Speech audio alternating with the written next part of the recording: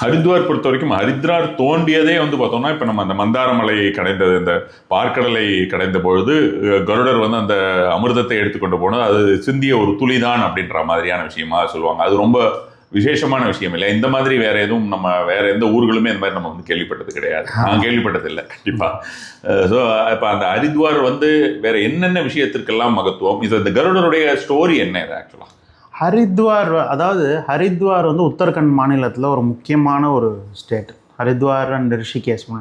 ஹரித்வார் ஹரித்வார் ஒரு பக்கம் இருக்குது. ஹரித்வார்லேருந்து கொஞ்சம் போனால் ரிஷிகேஷ். ரிஷிகேஷ் தாண்டி தான் நம்ம எல்லா சார்தாமுக்குமே போக முடியும், பத்ரிநாத், கேதார்நாத்னா. ஹரித்வார் வந்து இப்போ ரிஷிகேஷை விட ஹரித்வாருக்கு தனித்தன்மையாக வந்து ஒரு சில விஷயங்கள் இருக்குது.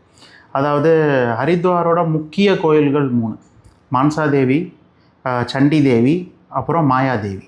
இந்த 3 தேவிகளோட கோயில் வந்து சித்தப்பீடமாக அங்கே வந்து இருக்குது, சுயம்பு எல்லாமே.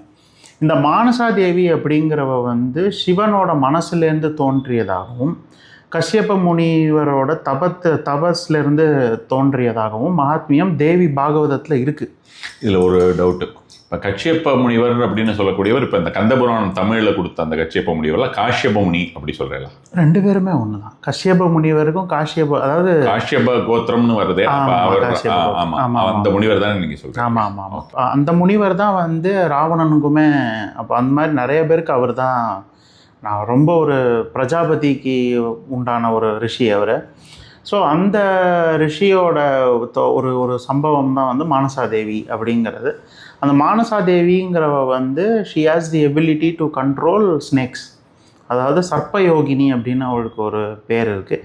அவள் வந்து சிவனோட மனஸ் தத்துவத்திலேருந்து வந்த காரணத்தினால ஒரு அதீத தபஸ் செஞ்சு சிவனுக்கு பிரீத்தியே ஆனதுனால வந்து அவள் ஒரு சர்ப்பயோகினியாகவும் சக்திகளில் மனசக்தியாகவும் ஹரித்வாரில் வீற்றிருக்கா. அதாவது பில்வா மவுண்டன்ஸ் அப்படின்னு சொல்லி ஒரு ஒரு சின்ன குன்று இருக்குது. ரொம்ப ஹைட் கிடையாது, ஒரு 2 கிலோமீட்டர்ஸ் ட்ரெக் பண்ணுற மாதிரியான ஒரு குன்று. அந்த குன்றின் மேலே வந்து சுயம்பு மூர்த்தி இருக்குது. அந்த ஊர் மக்கள் வந்து அந்த தேவதையை வந்து தங்களோட கிராம தேவதையாகவும் நகர தேவதையாகவும் குலதேவதையாகவும் நிறைய பேர் வழிபடுறாங்க.